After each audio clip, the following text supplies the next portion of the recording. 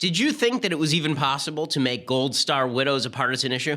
Or did you think that it was possible to make sexual harassment and possible sexual assault a partisan issue? Well, if you thought not, you're wrong. Welcome to America 2017. Everything sucks. I'm Ben Shapiro. This is The Ben Shapiro Show.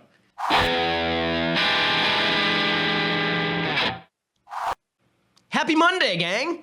Yeah, that's right. Welcome back from the weekend. And as we come back from the weekend, it turns out the President of the United States is now in an open running gun battle with a Gold Star widow, which is this is maybe the second time that he's decided to do this particular thing. We had this last time at the Democratic National Convention when the Khan family decided to go political. In this case, there's a woman named Aisha Johnson. Her husband, LaDavid Johnson, was killed in Niger.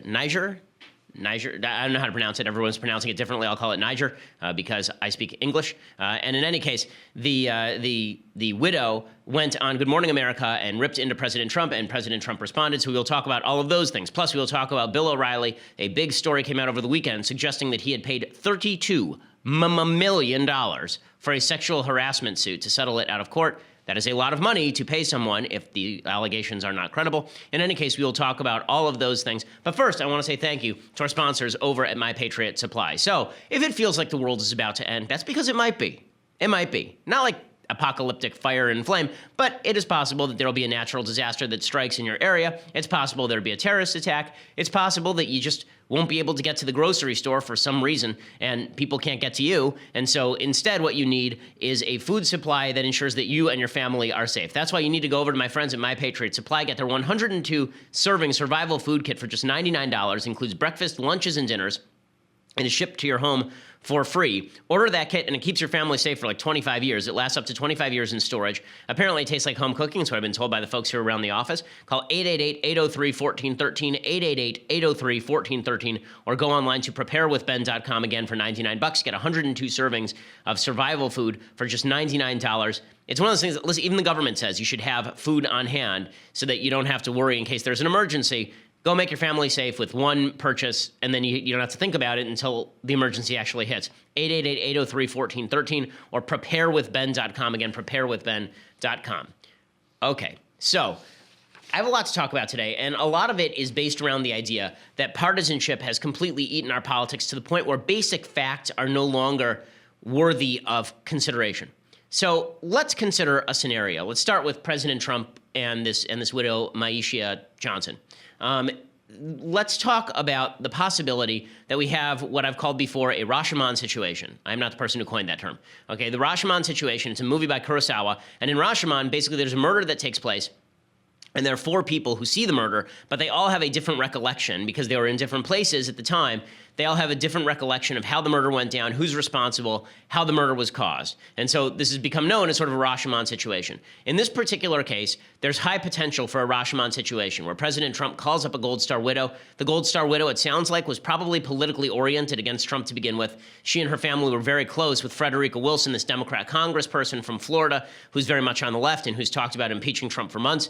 And the congresswoman was present when Trump decided to call the widow of Sergeant LaDavid Johnson. Remember, LaDavid Johnson was killed in Niger, was killed in October 4th in a mission went wrong. His body went missing for some 48 hours, and we still don't know how he died publicly. In any case, the congresswoman said that Trump had been really kind of cold during the call, that Trump hadn't remembered the name of the soldier who was killed, that Trump had said something to the effect of he knew what he was signing up for, the implication being, he knew he might die, so big deal. And then John Kelly came out last week and said, listen, I was present for the phone call too. That's not what he said. What he said was he was a brave man knowing that this is what you sign up for, which is a completely different read. Now, it is completely possible, because this happens all the time. It's happened in your own life, that a conversation happened and two people took away precisely the opposite views of what the conversation was.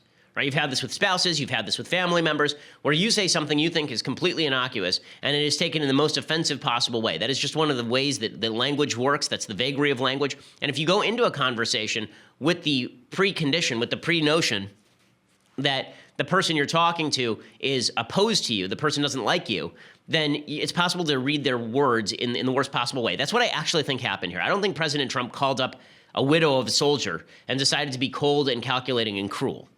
I don't think he even intended to do that. I don't think that he, in ignorance, would do that. That doesn't sound like President Trump. I mean, I've been very, very critical of President Trump, but even that one is a bridge too far for me. And that said, it's certainly possible for the widow to take that away from the conversation. So, yes, to this morning on Good Morning America, the widow finally appears. And at this point, we've only heard from the mother-in-law, or really the aunt of the soldier who was killed. We've heard from Frederica Wilson. We've heard from John Kelly, but we hadn't heard from the principals in the conversation, right? Trump said that he hadn't said any of this, but now you have the widow coming out, and the widow says, here's exactly how it went down. Here she is with George Stephanopoulos on ABC News. The questions that I have that I need answered is, I want to know why it took them 48 hours to find my husband. Why couldn't I see my husband? Every time I asked to see my husband, they wouldn't let me. There are also a lot of questions about the phone call you received from President Trump. I know you were in a car to the airport. Mm-hmm. Tell us what happened next. What he said was... The president? Yes, the president said that he knew what he signed up for, but it hurts anyways. And it made me cry because I was very angry at the tone of his voice and how he said it. Like he couldn't remember my husband's name. The only way he remembered my husband's name because he told me he had my husband report in front of him. And that's when he actually said, LaDavid. So her suggestion is that her husband, LaDavid Johnson, that Trump didn't actually know the name of the person that he was talking about. So Trump immediately jumps to Twitter and starts tweeting about it. Again, is this useful in any way? Is there any usefulness to this at all? Of course not. There's no usefulness to this. So Trump tweets out, I had a very respectful conversation with the widow of Sergeant LaDavid Johnson and spoke his name from beginning, without hesitation. Why? Why? Let's say that Trump is completely right here. Is this a fight he wants to get into? A fight with the woman who just lost her husband in tragic situation while he was serving as an American hero? Is this a fight he really wants to do? Is this a political winning fight? Now, I know that there are a lot of people on the right who do the he fights routine. He fights, he fights, he fights. Okay, punching yourself in the balls isn't fighting. Okay, this is not smart. It's just not smart. It's also not classy. Okay, it's not classy to fight with war widows. Just a general rule. Okay, I have a general rule. And herein lies the problem. Everything can be made partisan because, sure, it's true that Trump can feel that he is justified in fighting back if he feels like he is being fibbed about. Sure, Trump has every right to speak how he wants to speak. There's a First Amendment in the country. But it is also true that we had a certain basic agreement in the country, and that was that the President of the United States ought to have a fair bit of respect for war widows, even ones who disagree with him. So what Maisha Johnson is saying here is nothing even close to as bad as what Cindy Sheehan said about George W. Bush. If you don't remember back to 2005, there was a woman named Cindy Sheehan. Her son was killed in Iraq. She was a far-left Code Pink person.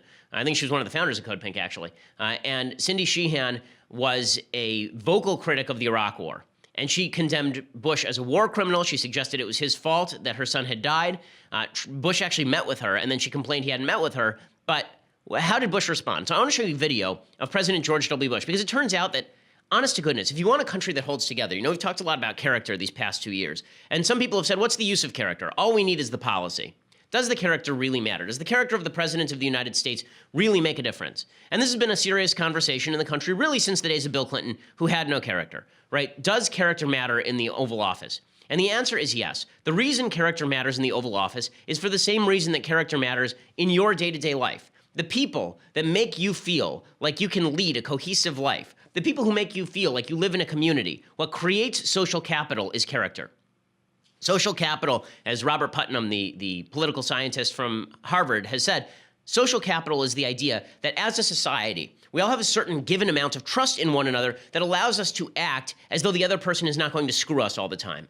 So the higher your social capital, actually, the less you need contracts, right? The more lawyers you need, that's a good indication that you don't have a lot of social capital. Because why do I sign a contract with somebody? I sign a contract with somebody, and I'm very meticulous about that contract because I'm afraid they're going to break it. Do I have a contract with my children?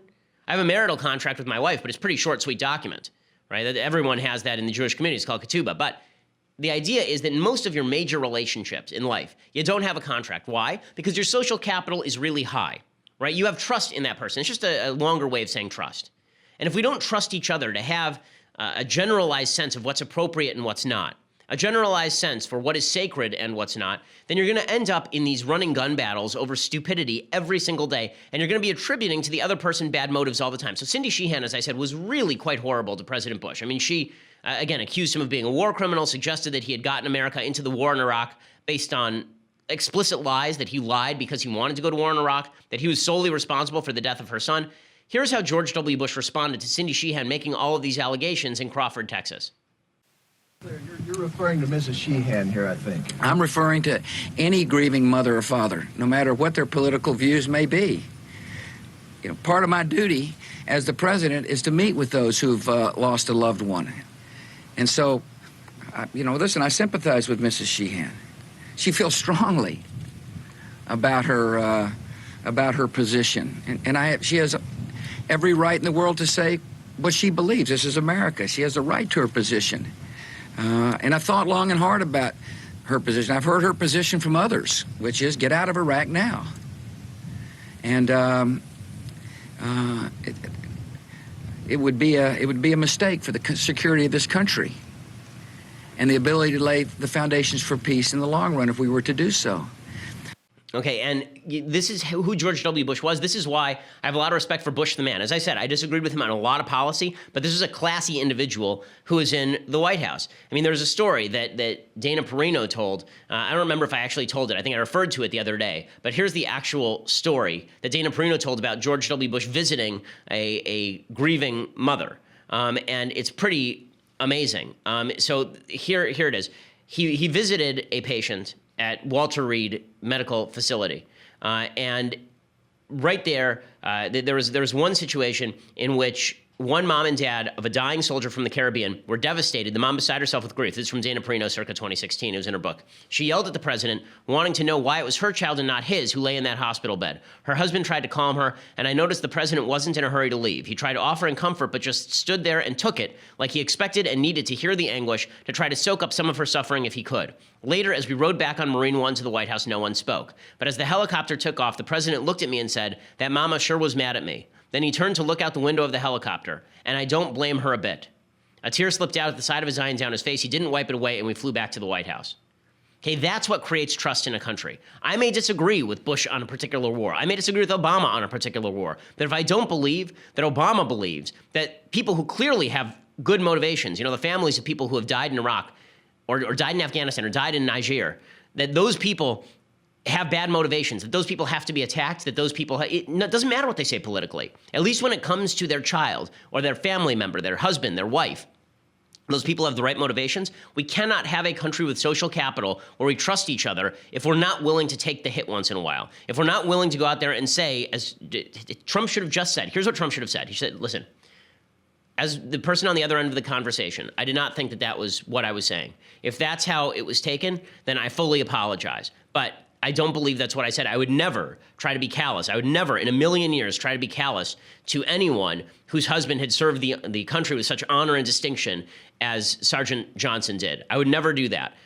If it was read that way, then I fully apologize, and I'm more than happy to meet with the widow and talk with her and try and clear the air, because I think that it's important that we all be on the same page here. We all know what a hero her husband was. Instead of doing that, he's busy tweeting about how this isn't how it happened. How is that helpful? How's that helpful?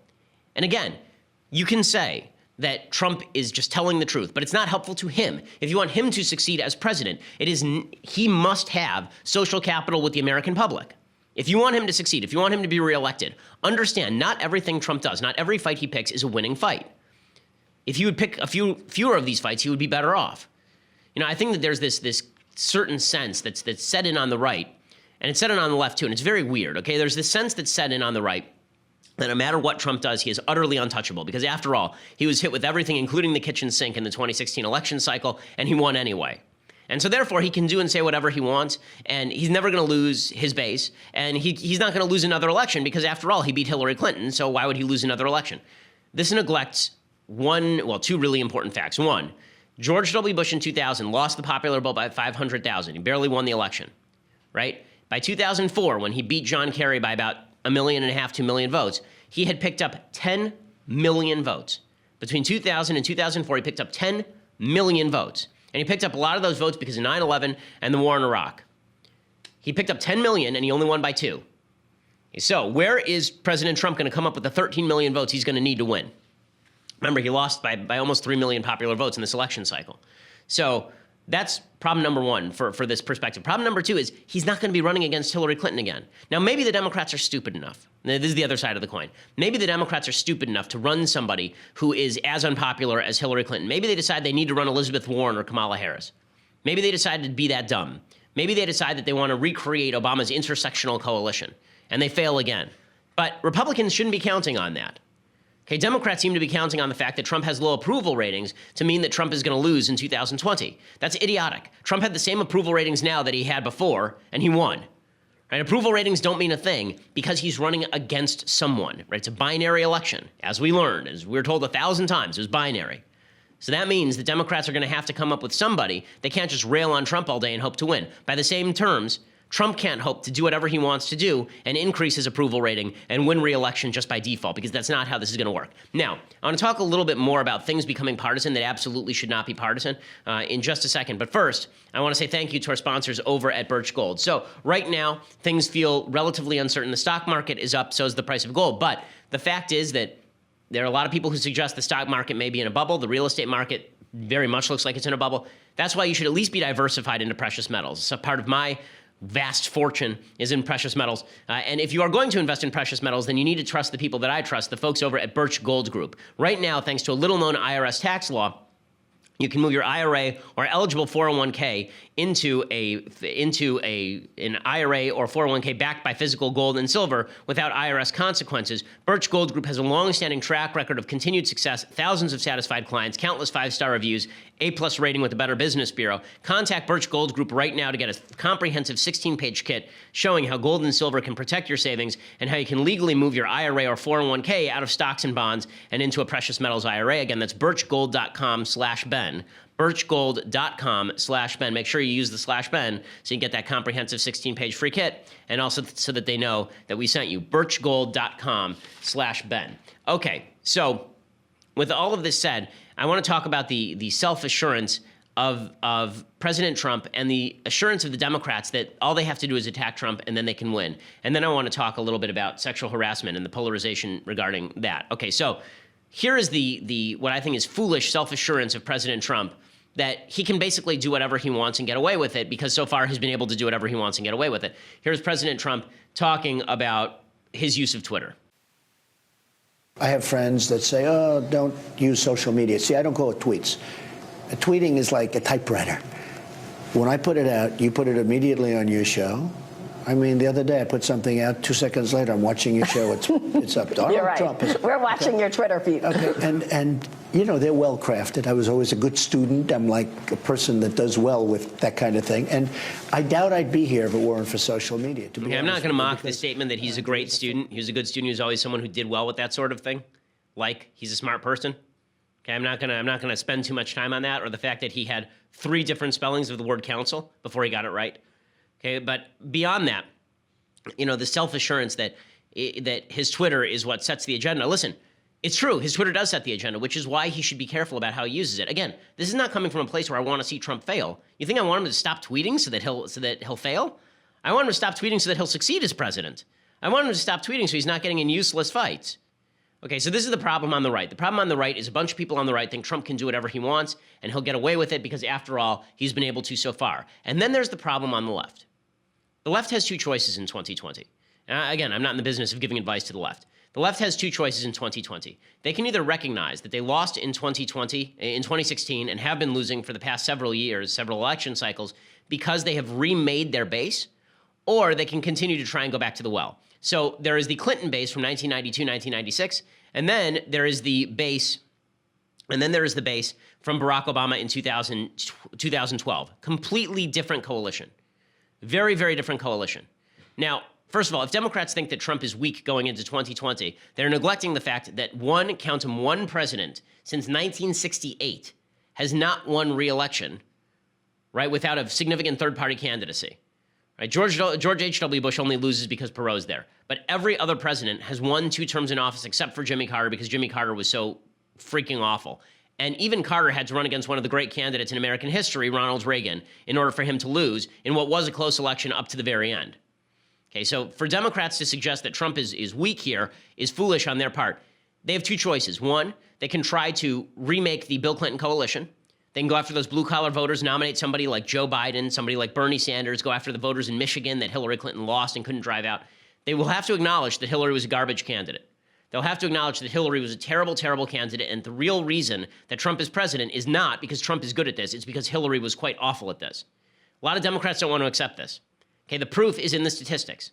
Hillary Clinton, let's put it this way, Donald Trump won fewer votes in Wisconsin in 2016 than Mitt Romney did in 2012. Romney lost the state in a walk. Trump won the state. No one showed up to vote for Hillary Clinton. Donald Trump won fewer votes in Michigan than George W. Bush did in 2004. Bush lost the state of Michigan. Trump won it in a walk. No one voted for Hillary Clinton. She stunk. Okay, they thought that they could just remake the Obama coalition. They could just go back to the well with this old white lady, and it didn't work that way. They figured, okay, if we lose a few black voters, a few Hispanic voters, no big deal. We can just drive up the women's vote. Didn't happen that way. If they decide to go back to the well with Kamala Harris or Elizabeth Warren because they're going to ignore the white working class again, they're going to ignore males or white women who are married, if they do that, they're going to lose again. So they think that if they just attack Trump enough, then by default, they will win the election. I don't think that that's true in any sense, and that's why they're making a very foolish mistake. In the same way that Trump is making a foolish mistake by attacking Maisha Johnson, the Gold Star widow, the media are making a very foolish mistake by attacking General John Kelly, a Gold Star father. So General Kelly, as we discussed last week, went out there, ripped Frederica Wilson, ripped the media for turning this whole Gold Star family phone call thing into a fiasco. Again, I said everyone here deserves blame except for, I think, Maisha Johnson and John Kelly. I think both of them are Gold Star family members, and they have an added bit of credibility here. But the media have decided to jump on General Kelly anyway because Kelly is associated with Trump. So Thomas Friedman, who has no moral authority. I mean, Thomas Friedman, the columnist from the New York Times, who's basically made a career out of flying around to various terrible countries, being put up in a hotel for a night, and then talking in glowing terms about how wonderful the country is. Thomas Friedman says John Kelly lost moral authority last week. How seriously should the public take this? Well, I think what's going on, Chuck, is a real crisis of authority. Something I talked about on the show once before. I quoted my friend Dov Seidman, who said, you know, there's a big difference between formal authority and moral authority. So we have a president who has formal authority, but I would argue he has lost all of his moral authority. That is why last week he had to bring out General Kelly, a four-star Marine general, because he still had formal authority and moral authority. Unfortunately, General Kelly, by saying things that were provably false about that congresswoman, really lost, I think, a lot of his moral authority. And now we have a situation where the White House spokeswoman had to invoke his formal authority, that he was a four-star Marine general, to basically shut up the press. And I think that's the tragedy here. Like, everyone has lost their moral authority. And I think that's a real crisis for the country. First of all, I don't think General Kelly lost his moral authority. What they're talking about is General Kelly made an allegation during that press conference that Frederica Wilson had dedicated a building in 2013, I believe, 2012, in which, and at that dedication of an FBI building, he said she bragged about achieving funding for the building. Now, if you go back and you watch the speech, which I have, and I wrote a full transcript of it, she does spend about 4 minutes bragging, but she's not bragging about the building funding. She's bragging about the naming of the building, and she says that she was chiefly responsible for the naming of this building after these fallen FBI agents. Kelly may have gotten the content wrong with regard to what she was bragging about, but he was right that she spent several minutes bragging about what a wonderful job she had done. In any case, the idea that John Kelly lost his moral authority, let's put it this way. Is there anyone on the left who would be making this contention if a Gold Star family on the left had said the same thing? We were told that Cindy Sheehan had absolute moral authority. We were told that the Jersey girls, who were the widows of people killed on 9/11, had absolute moral authority. I think that was a phrase used by Maureen Dowd. These people had absolute moral authority. It didn't matter if what they were saying wasn't true. They had absolute moral authority. The idea that John Kelly lost his moral authority because he attacked Frederica Wilson is just ridiculous. And you want to see the partisanship in the media, let me show you Kaiser Khan. So Kaiser Khan, as you recall, was the father of a Muslim soldier who was slain in Iraq. I think it was Iraq rather than Afghanistan. And in any case, he was at the 2016 convention, and he ripped on President Trump. Trump got into it with Kaiser Khan's wife because he said Kaiser Khan's wife was just standing there, and he has no idea why. The implication being, of course, that Muslim women are silent and don't say anything. And it was a big hubbub, if you don't recall. So Kaiser Khan now is back, right? He's on Face the Nation. And now he's going to talk about why he has moral authority to speak about politics, but Gold Star father John Kelly does not. I was shocked to see Citizen Kelly standing next to the president when president could not have the proper word to condemn the attack on the blessed city of Charlottesville, Virginia by neo-Nazis. He stood, you could look at his face and his gesture in disgust, but he stood in support of that moment when Donald Trump could not condemn the attack that took place. Then again, instead of advising the president that restraint and dignity is the call of the moment, former General Kelly indulged in defending behavior of the president and made the situation even worse. So only he is allowed to speak politically. Only he's allowed to go up there at a Democratic National Convention and talk about politics. So again, everything becomes partisan. This wasn't partisan, right? This wasn't partisan. Just like the NFL flag controversy was not partisan. There was basic bipartisan agreement that kneeling for the anthem was dumb. Now it's a partisan issue. There's basic bipartisan agreement. The Gold Star families deserve our sympathy and our respect, even if we disagree with them politically. That was destroyed last year, and now it's been destroyed even more. All of these things where we had consensus are now gone. Right? Frederica Wilson is openly attacking John Kelly, suggesting that Kelly was a puppet of the president. Again, is there anything from her lips about the respect for Gold Star families that she supposedly signifies? First of all, I have to say, I don't know how many hats this woman owns, but it is astonishing. I mean, this is a real repertoire of hats. As a hat aficionado, I enjoy a good hat. I have to say respect to Frederica Wilson on the hats. Not a lot of respect for what she has done over the past week. You know, John Kelly is almost, I guess you could say he was a puppet of the president, and what he was trying to do was divert the attention away from the president onto me, and he basically just lied on me. And I don't appreciate people lying on me. And that's what he did. I've been in politics a long time, and most things don't bother me. You know, it just rolls off my back. I've been lied on before, but the character assassination that he went through to call me out of my name and empty barrel and all the work that I've done in this community, not only does he owe me an apology, but he owes an apology to the American people, because when he lied on me, he lied to them. First of all, you should never lie on people because that's sexual assault. But beyond that, you know, when she says that you know, Kelly is the puppet of the president, again, it's funny because Trump attacking Gold Star family is the end of the world. Frederica Wilson attacking Gold Star father, that's not the, again, now she can disagree with Kelly, but the way she should do it is she should say this. She should say, listen, I know that General Kelly has great experience with Gold Star families. I respect his experience with Gold Star families. With respect, the wife of a soldier says that she was offended by the president of the United States. I don't see why General Kelly would defend the president under those circumstances or give facts that are provably untrue about me. That does not undermine his moral authority, but it does say that just because you have moral authority doesn't mean what you're saying is correct on this score. Moral authority on Gold Star families does not necessarily translate over into other areas, right? This is the way we could have a civil, decent conversation that builds unity in the public, but we're not going to do any of those things. So before I get to sexual harassment and sexual assault, again, becoming a partisan issue, I first want to say thank you to our sponsors over at RealtyShares.com. It is not an offering of securities. Private investments are highly illiquid and risky, not suitable for all investors. Past performance is not indicative of future results. Securities offered to accredited investors through North Capital Private Securities member FINRA SIPC. So as you get older, you realize that if you want to assure that you're going to have retirement, if you want to assure that you're going to be able to retire early, or that you have money in the bank, you need to invest. It's not enough just to stick your money in the bank and leave it sitting there accruing a tiny percentage of interest every year. Instead, you need to be actively investing. And that is what Realty Shares does.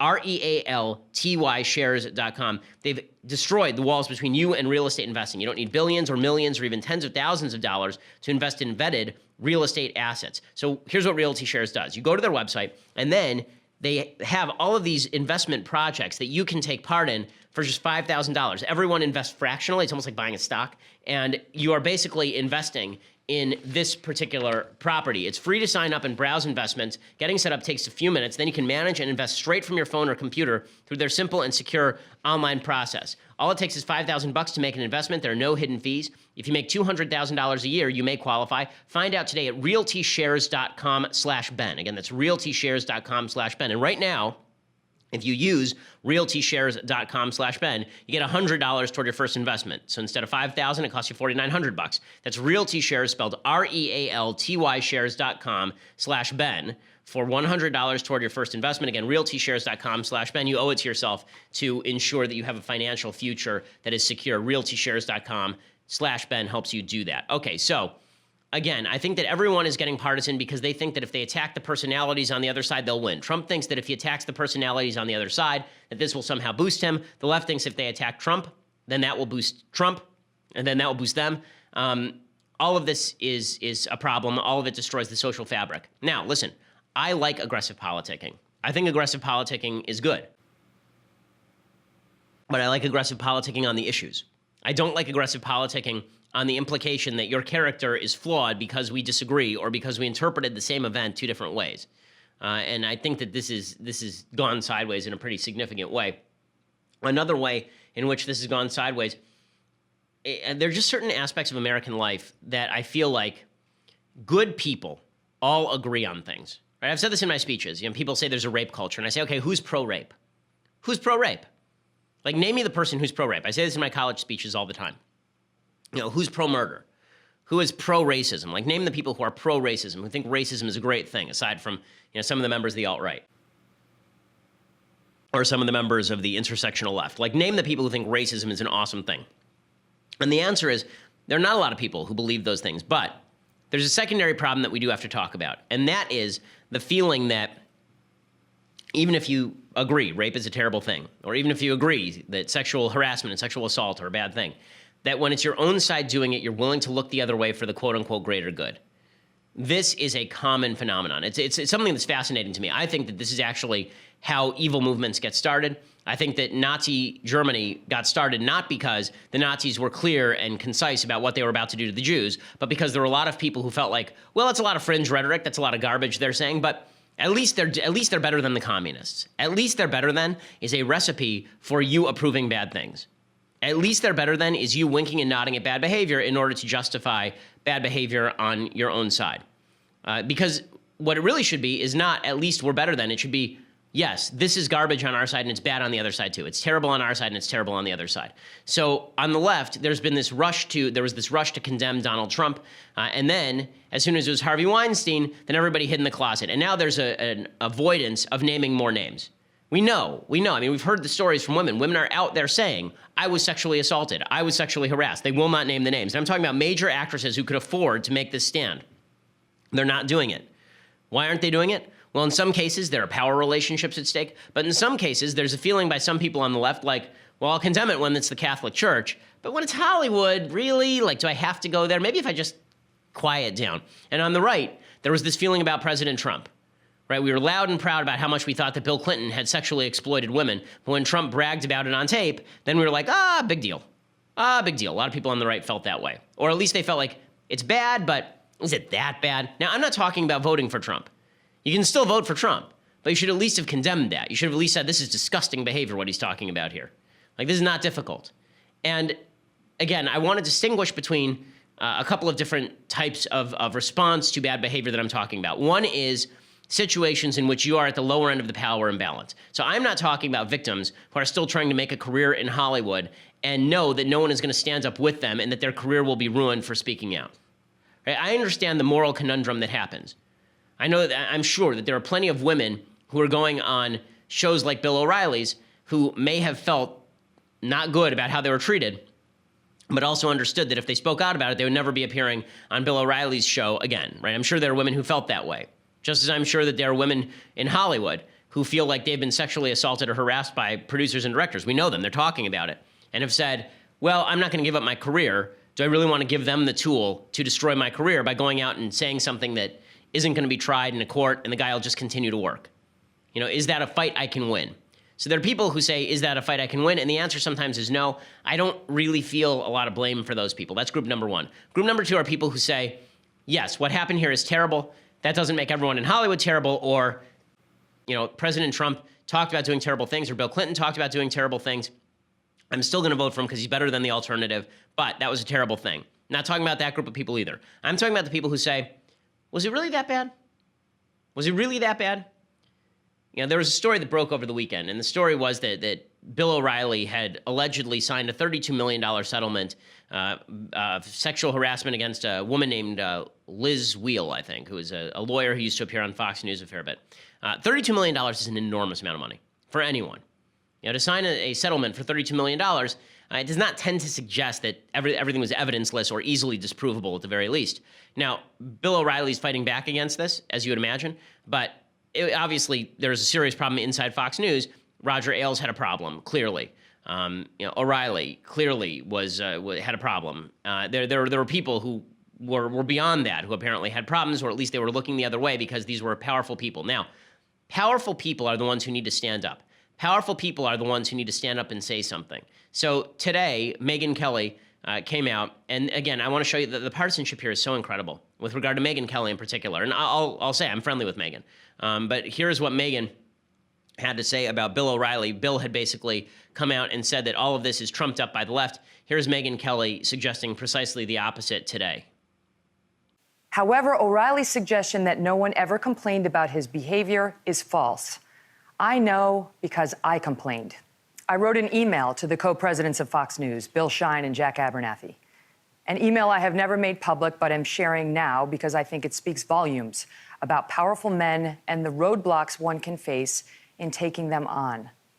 I wrote in part, perhaps he didn't realize the kind of message his criticism sends to young women across this country about how men continue to view the issue of speaking out about sexual harassment. Perhaps he didn't realize that his exact attitude of shaming women into shutting the hell up about harassment on grounds that it will disgrace the company is in part how Fox News got into the decade-long Ailes mess to begin with. Perhaps it's his own history of harassment of women, which has, as you both know, resulted in payouts to more than one woman, including recently, that blinded him to the folly of saying anything other than, I am just so sorry for the women of this company, who never should have had to go through that.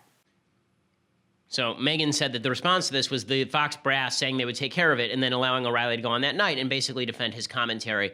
Roger Ailes was still at the company at that point. Now, were there people inside Fox who knew what Roger Ailes was doing? Let's forget O'Reilly for a second. Who knew what Roger Ailes was doing? I'm sure there are people who knew exactly what Roger Ailes was doing.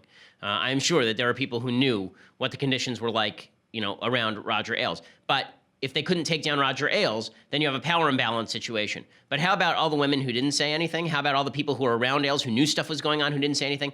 This to me is the same as Harvey Weinstein's driver who was saying that there were women getting into his car and, he was afraid to lose his job, but he could have testified about it. Power is something that corrupts, and loyalty to institutions beyond loyalty to ideals and decency is a serious problem. And it's something I see in politics across the board right now. It means the end of the country. The title of this episode is, Are We Looking at the End of the Country? It means the end of the country when we don't have a common vision that includes a common decency, that includes a common basic idea that bad behavior is bad behavior, whether it's somebody I like or somebody I don't like who's performing that bad behavior. Right? What I'm seeing too much of is bad behavior, but it's on my side, so Right? We talked about this a lot last year during the election cycle.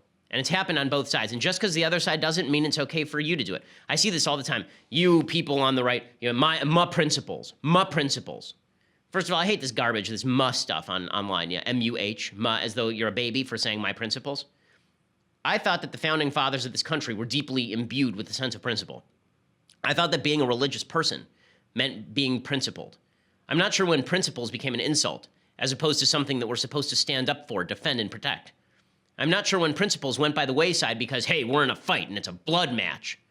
If you feel like you're in such a blood match with the other members of America, that principles go by the wayside, that you're in such an actual war, that principles are now by the wayside, or that you can't at least express publicly, I'm putting aside my principle now to make a tactical decision to club everyone back in line on principle.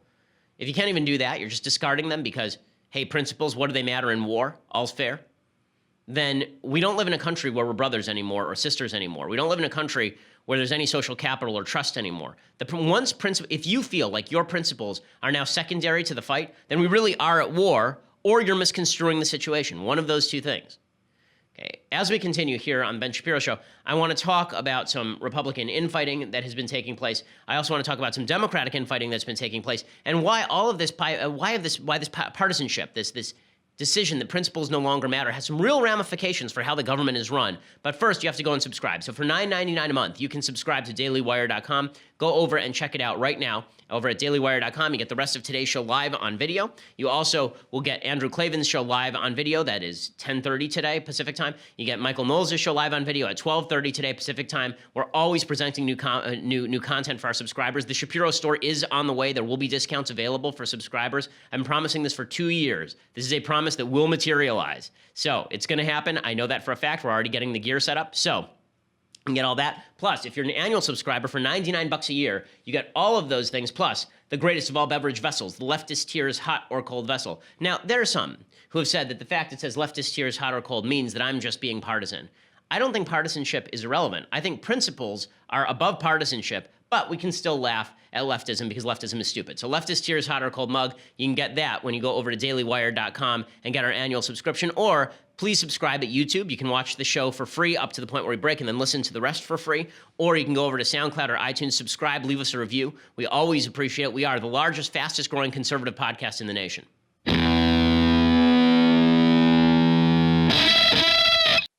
This sort of all this matters is the fight mentality that I think is really corrupting the country. I talked about it a little bit in reference to George W. Bush's speech last week. I thought Bush's speech was a quite normal, good, decent defense of constitutional conservatism. And I think that people felt insulted because they are so entranced with this partisan bickering. Now, how does it matter beyond the social capital? How does it matter beyond the fact we don't trust one another? How does it matter that we don't have a common set of facts? So one of the things that I think has contributed to the fact that we don't have a common set of facts are the media, because the media have conflated their own opinions with their perception of the facts. So I'm going to show you a new CNN ad. There's an amazing ad from CNN that I want to show you that just came out on Twitter today. And I want to show you how, even in an attempt to quote unquote build social capital, the media are being dishonest. So here's CNN saying facts are fact. Right? They're basically ripping off our slogan here at the Ben Shapiro Show. They're ripping off my personal catchphrase. I have like a sitcom catchphrase. Facts don't care about your feelings. But here's CNN basically ripping that off in this ad. So it's a picture of an apple. This is an apple. Some people might try to tell you that it's a banana. They might scream banana, banana, banana over and over and over again. They might put banana in all caps. You might even start to believe that this is a banana. But it's not. This is an apple. And then it says facts first, CNN. Okay, so I have a pretty obvious problem with this. When you're saying, not because I don't think facts first, I do think facts first. My problem is when you conflate your opinion with the facts, you got a problem. What I've been trying to do, and I've really been making an effort, is present the facts as I see them, and then present my opinion. And you can see, okay, if my opinion is right or wrong. I'll give you my sourcing. Everyone who emails me asking for sources, I always give them sources so that they know where I'm getting my facts. Here's the problem with CNN. CNN says an apple is an apple. But then CNN on headline news, if I say a man is a man and a woman is a woman, I will be physically assaulted on CNN headline news. Like when I say a banana, it turns out is still a banana, then presumably it's a problem.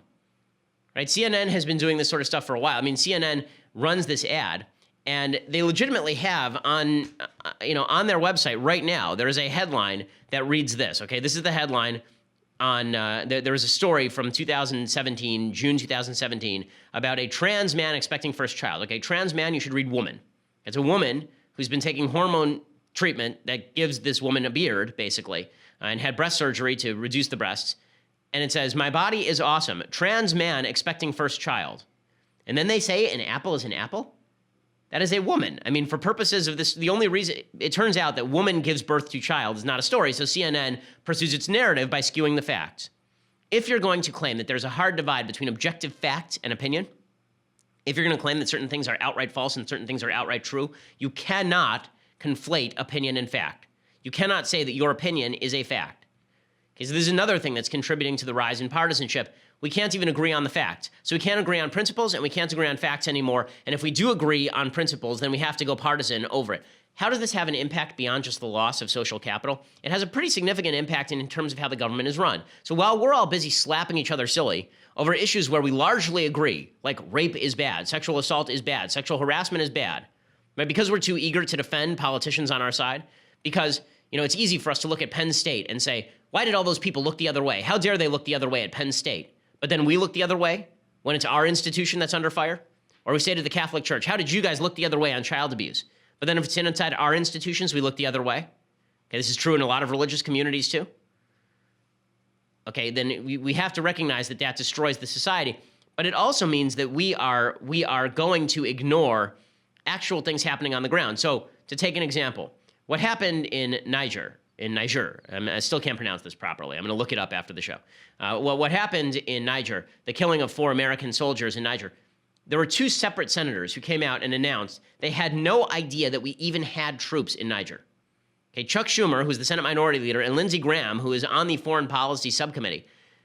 Lindsey Graham, both of them said, I didn't even know the United States has troops in Niger. Troops have been in Niger since 2013. Barack Obama wrote a letter to the Congress saying, I'm putting troops in Niger in 2013. Stephen Miller has a great piece on this over at foxnews.com. It says, U.S. Special Forces arrived in Niger in January 2013 on the orders of President Obama. They were then followed by about 100 military personnel and advisors with the intention of conducting unmanned reconnaissance missions over Mali in conjunction with French military forces. Okay, Reuters reported in February 2013 that France intervened in Mali, so we've had troops there for years, right? But the Congress didn't even know because they're not doing their jobs. They're too busy engaging in the partisan hackery. And the partisan hackery goes something like this. If Obama approved the troops in Niger, the left goes yay. And if Trump approved the troops in Niger, then the right goes yay. But at no point does anyone say, should there be troops in Niger? And maybe Congress should have voted on this thing rather than just using the broad authorization for use of military force from 2001 in order to give the go-ahead to these sorts of things. All of this has some pretty significant consequences for our society, for how our government works. It's a problem. Okay, time for some things I like and then some things that I hate. So, things I like. I was encouraged by my adoptive son and producer, Mathis Glover, to go see Blade Runner 2049 over the weekend. Now, Mathis and I have a good crossover in terms of the movies that we like generally. We have some disagreements about Ridley Scott, but Mathis said this morning that the reason this movie is good is because it's not Ridley Scott. He is absolutely correct. Ridley Scott is wildly overrated. In any case, Blade Runner 2049 is a significantly better film than the original Blade Runner. A lot better. Like Blade Runner, the original, is basically Valium. It's visual Valium. So it's got a cool look to it, although it looks really dated now if you watch it. It's very hard to watch with a straight face. I know people are in love with the original Blade Runner. I know that a lot of people are just, they think it's just the most glorious film. They've watched the director's cut and the second director's cut and the third director's cut and the Grips cut. They've watched all of these things, but I do not like the original Blade Runner. I've watched it twice. Each time I think, why do I not like this movie? Okay, the new Blade Runner, which is not directed by Ridley Scott, is directed by Denis Villeneuve, who's a very talented director who made Arrival, which I also recommended on the show. He made Blade Runner 2049. Here's some of the preview. It is a very, scientific materialist view of the universe, basically, that what makes a human being is your sense of your own consciousness. There's no such thing as a soul. There's no such thing as unique human beings, that androids can be people too, basically. All of this is supposedly based on the Philip K. Dick story, Do Androids Dream of Electric Sheep? One of the things about Philip K. Dick, like Stephen King, a lot of his stories are used as source material for movies that have nothing to do with the actual material. The original Blade Runner has almost nothing to do with that short story. But in any case, the look of this movie is better than the original. The plot of the movie is better than the original. The acting in the movie is better than the original. It is very long. It is not a setting that you want to spend 2 hours and 45 minutes in because it's very dark. It's film noirish, right? That was the mode of the original film. But here's the preview.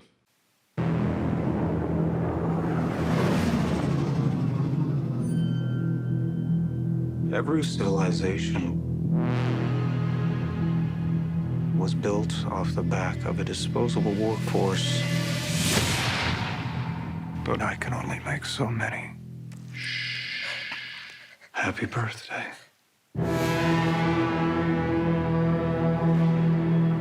There is an order to things.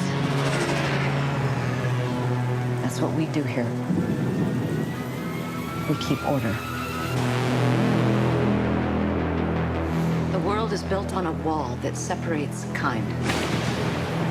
Tell either side there's no wall, you bought a war. Okay, so The entire premise of the film is basically, are these androids people or are these androids just androids? The film is incredibly cool looking. It's a really great looking film. And there's a bunch of kind of sub areas of the film that are really interesting. Like Ryan Gosling's character, who's an android in the film, or at least that's what you think at the very beginning. I'm not going to give it away. But his character basically is in love with his iPhone, essentially. There's a female character who is created by a corporation to basically be what a man wants it to be. And over time, it basically becomes its own personality. It gains its own personality and almost gains sentience. If you want to see a better version of that subplot, go see the movie Her, which is a really interesting film with Joaquin Phoenix that's quite fascinating about this exact storyline. But the film is really cool to look at. Harrison Ford turns in his only good performance in the last 15 years. I mean, Harrison Ford in this movie is what Harrison Ford should have been in Force Awakens if Force Awakens had been a good film, which it is not. There are a couple of things that I think are cool about this film that people haven't noticed that are really neat. So people are saying, well, why is it called Blade Runner 2049? Obviously, the world isn't going to look like 2049 by this point. It is obviously an alternative history. You can see that right in the film. Even in the preview, there's a graphic of a ballerina dancing, and it says Soviet Happy CCCP. So meaning that the Soviet Union is still around in this version of reality in Blade Runner 2049. A critique that I saw from Kevin Williamson of National Review that I like a lot is he said that there's this weird notion on the left that corporations are going to take over the world and run everything, and it's going to be really oppressive and terrible. Name a corporation that's done that, right? Corporations have made the world significantly better. Like, you're complaining about Google. Google is what allows you to do all the cool things you're doing right now. Like, you can't, like, all of the corporations, we may not like how they run, and that's why we actually expect them to run more like public utilities when it comes to providing services to everyone.